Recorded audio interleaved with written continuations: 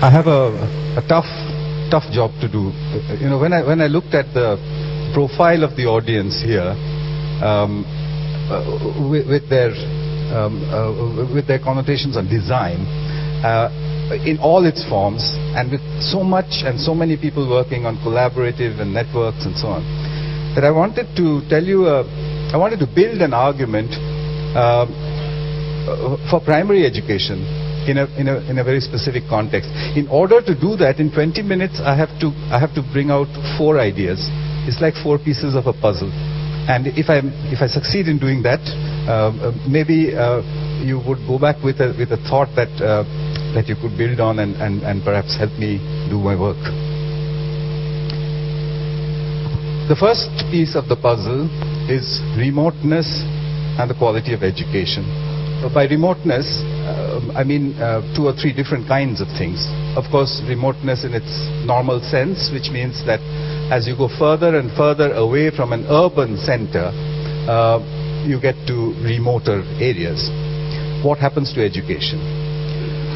The second or a different kind of remoteness is that within the large metropolitan areas in all over the world, you have pockets like slums or shanty towns or poorer areas which are socially and economically remote from the rest of the city. So it's us and them. What happens to education in that context? So keep both of those ideas of remoteness. We made a guess. The guess was that schools in remote areas do not have good enough teachers. If they do have, they cannot retain those teachers. They do not have good enough infrastructure.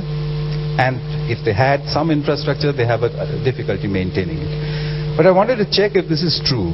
So what I did last year was that I hired a car, looked up on Google, found a route into northern India from New Delhi, which sort of which did not cross any big cities or any big metropolitan centers, drove out about 300 kilometers, and wherever we found a school, I administered a set of standard tests, and then took those test results and plotted it on a graph. The graph was interesting, although you need to consider it carefully. I mean, this is a very small sample. You should not generalize from it. But it was quite obvious, or quite clear, that for this particular route that I had taken, the remoter a school was, the worse its results seemed to be. That seemed a little damning, and I tried to correlate it with things like infrastructure, or with the availability of electricity and things like that. To my surprise, it did not correlate. It did not correlate with the size of classrooms, did not correlate with the quality of the infrastructure, did not correlate with the poverty levels. It did not correlate. But what happened was that when I administered a questionnaire to each of these schools, with one single question for the teachers, which was, would you like to move to an urban metropolitan area? 69% of them said yes. And as you can see from that, they say yes just a little bit out of Delhi, then they say no when you hit the rich suburbs of Delhi, because those are relatively better off areas, and then from 200 kilometers out of Delhi, the answer is consistently yes. I would imagine that a teacher who comes or walks into class every day thinking that I wish I was in some other school, probably has a deep impact on what happens to the results. So it looked as though teacher motivation and teacher migration was a powerfully correlated thing with what was happening in primary schools, as opposed to whether the children have enough to eat and whether they're packed tightly into classrooms and that sort of thing. It appears that way. When you take educational technology, then I find in the literature that things like websites, collaborative environments, you've been listening to all that in the morning. It's always piloted first in the best schools, the best urban schools. And according to me, it biases the result. The literature, one part of it, the scientific literature, consistently blames ET as being overhyped and underperforming. The teachers always say, well, it's fine, but it's too expensive for what it does, because it's being piloted in a school where the students were already getting, let's say, 80% of whatever they could do. You put in this new super duper technology and now they get 83%. So the principal looks at it and says 3% for, $300,000, forget it. If you took the same technology and piloted it into one of those remote schools where the score was 30%, and let's say it took that up to 40%, that would be a completely different thing. So the relative change that ET, educational technology, would make would be far greater at the bottom of the pyramid than at the top, but we seem to be doing it the other way about. So I came to this conclusion that ET should reach the underprivileged first, not the other way about. And finally came the question of how do you tackle teacher perception? Whenever you go to a teacher and show them some technology, the teacher's first reaction is, you cannot replace a teacher with a machine. It's impossible. I don't know why it's impossible, but even for a moment, if you did assume that it's impossible, I have a quotation from Sir Arthur C. Clarke, the science fiction writer whom I met in Colombo, and he said something which completely solves this problem. He said, a teacher that can be replaced by a machine should be. So it puts the teachers into a tough bind. You have to think. Anyway, so I'm proposing that an alternative primary education, whatever alternative you want, is required where schools don't exist, where schools are not good enough, where teachers are not available, or where teachers are not good enough, for whatever reason. If you happen to live in a part of the world where none of this applies, then you don't need an alternative education. So far I haven't come across such an area, except for one case. I won't name the area, but somewhere in the world people said we don't have this problem because we have perfect teachers and perfect schools. There are such areas, but anyway, it doesn't, I'd never heard that anywhere else. I'm going to talk about children and self-organization and a set of experiments which sort of led to this idea of what might an alternative education be like. They're called the hole-in-the-wall experiments. I'll have to really rush through this. There are a set of experiments. The first one was done in New Delhi in 1999. And what we did over there was pretty much simple. I had an office in those days which bordered a slum, an urban slum. So there was a dividing wall between our office and the urban slum. So I cut a hole inside that wall, which is how this got the name hole in the wall, and put a pretty powerful PC into that hole, sort of embedded into the wall so that its monitor was sticking out at the other end. A touchpad similarly embedded into the wall. Put in high-speed internet. Put the Internet Explorer there. Put it on altavista.com in those days, and just left it there. And this is what we saw. So that was my office in IIT. Here is the hole in the wall. About 8 hours later, we found this kid. To the right is this 8-year-old child who, and to his left is a 6-year-old girl who's not very tall. And what he was doing was he was teaching her to browse. So it sort of raised more questions than it answered. Is this real? Does the language matter? Because he's not supposed to know English. Will the computer last, or will they break it and steal it? And did anyone teach them? The last question was what everybody said, that they must have poked their head over the wall and asked the people in your office, can you show me how to do it? And somebody taught you. So I took the experiment out of Delhi and repeated it. This time in a city called Shivpuri, in the center of India, where I was assured that nobody had ever taught anybody anything. So it was a warm day, and the hole in the wall was on that decrepit old building. This is the first kid who came there. Later on turned out to be a 13-year-old school dropout. He came there and he started to fiddle around with the touchpad. Very quickly noticed that when he moves his finger on the touchpad, something moves on the screen. And later on he told me, I have never seen a television where you can do something. So he figured that out. It took him over 2 minutes to figure out that he was doing things to the television. And then, as he was doing that, he made an accidental click by hitting the touchpad. You'll see him do that.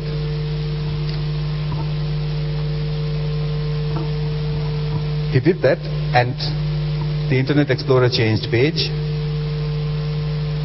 8 minutes later, he looked from his hand to the screen, and he was browsing. He was going back and forth.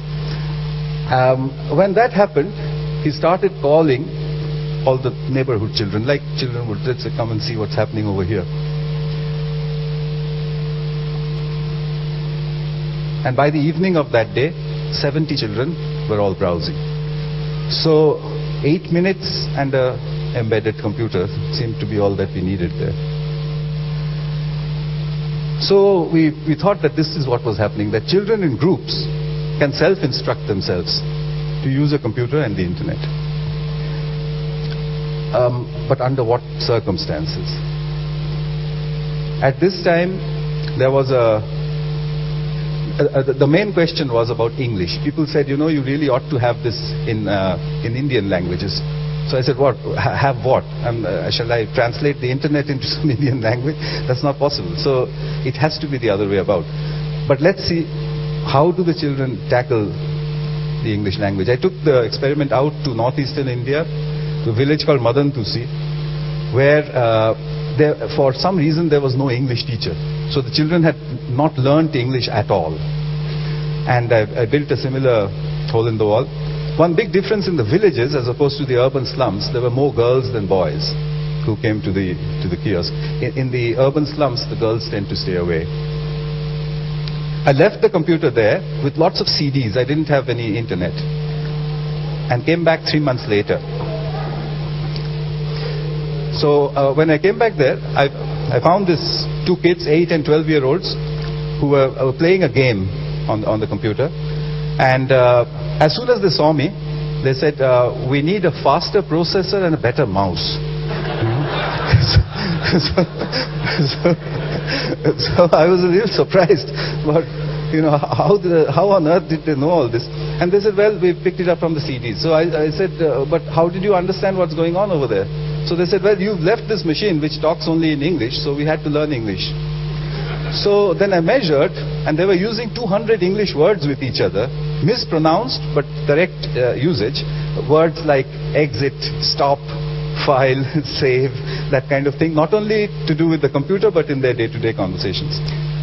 So Madantusi seemed to show that language was not a barrier. In fact, they may be able to teach themselves the language if they really wanted to. Finally, I got some funding to try this experiment out to see if these results are replicable, if they happen everywhere else. India is a good place to do such an experiment in, because we have all the ethnic diversities, all the the genetic diversity, all the racial diversities, and also all the socio-economic diversities. So I could actually choose samples to cover a cross-section that would cover practically the whole world. So I did this for almost 5 years, and this experiment really took us all the way across the length and breadth of India. This is the Himalayas, up in the north, very cold. I also had to check or invent an engineering design which would survive outdoors. And I was using regular, normal PCs. So I needed different climates, for which India is also great, because we have very cold, very hot, and so on. This is the deserts to the west.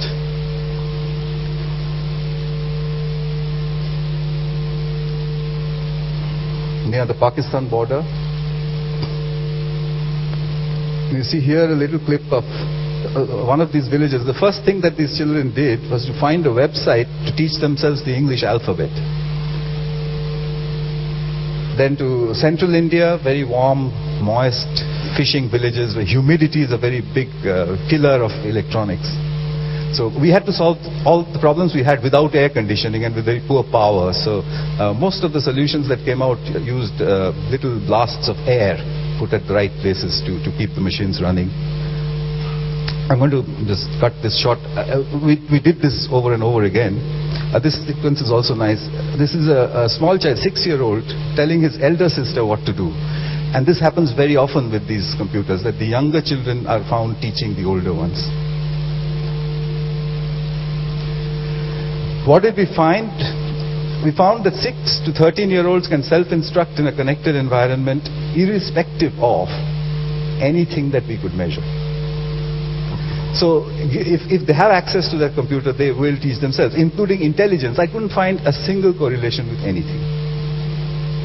But it had to be in groups, and that may be of great interest to this group, because all of you are talking about groups. So here was the power of what a group of children can do if you lift the adult intervention. Just a quick idea of the measurements. We took standard statistical techniques, so I'm going to not talk about that. But we got a clean learning curve, almost exactly the same as what you would get in a school. So I leave it at that, because, I mean, it sort of says it all, doesn't it? What could they learn to do? Basic Windows functions, browsing, painting, chatting and email, games and educational material, music downloads, playing video. In short, what all of us does. And over 300 children would become computer literate and be able to do all of these things in 6 months with one computer. So how do they do that? If you calculated the actual time of access, it will work out to minutes per day. So that's not how it's happening. What you have actually is, there is one child operating the computer. Surrounding him are usually 3 other children who are advising him to on what they should do. If you test them, all 4 will get the same scores in whatever you ask them. Around these 4 are usually a group of about 16 children who are also advising, usually wrongly, about everything that's going on the computer. And all of them also will clear a test given on that subject. So they're learning as much by watching as they learn by doing. Seems counterintuitive to adult learning, but remember, 8-year-olds live in a society where most of the time they're told, don't do this. Don't touch the whiskey bottle. So what does the 8-year-old do? Observes very carefully how a whiskey bottle should be touched. And if you tested him, he would answer every question correctly on that topic. So they seem to be able to acquire very quickly. So what was the conclusion of all these 6 years of work? Was that primary education can happen on its own, or parts of it can happen on its own. It does not have to be imposed from the top downwards. It could perhaps be a self-organizing system. So that was the second bit that I wanted to tell you, that children can self-organize and attain an educational objective. The third piece was on values. And again, to put it very briefly, I conducted a test over 500 children spread across all over India, and asked them, gave them about 68 different values-oriented questions, and simply asked them their opinions. You got all sorts of opinions, yes, no, or I don't know. I simply took those questions where I got 50% yeses and 50% no's. So I was able to get a collection of 16 such statements. These were areas where the children were clearly confused, because half said yes and half said no. A typical example being, sometimes it is necessary to tell lies. They don't have a way to determine which way to answer this question. Perhaps none of us do. So I'll leave you with this third question: can technology alter the acquisition of values? Finally, self-organizing systems, about which again I won't say too much because you've been hearing all about it. Natural systems are all self-organizing: galaxies, molecules, cells, organisms, societies, except for the debate about the intelligent designer. But at this point in time, as far as science goes, it's self-organization. But other examples are traffic jams, stock market, society and disaster recovery, terrorism and insurgency. And you know about the internet-based self-organizing systems. So here are my 4 sentences then. Remoteness affects the quality of education. Educational technology should be introduced into remote areas first and other areas later. Values are acquired. Doctrine and dogma are imposed. The two opposing mechanisms. And learning is most likely a self-organizing system. If you put all the 4 together, then it gives, according to me, it gives us a goal, a vision for educational technology. An educational technology and pedagogy that is digital, automatic, fault-tolerant, minimally invasive, connected, and self-organized. As educationists, we've never asked for technology. We keep borrowing it.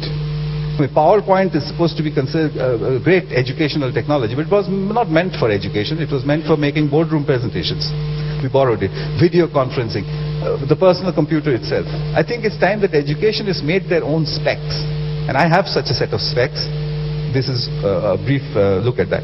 And such a set of specs should produce technology to address remoteness, values, and violence.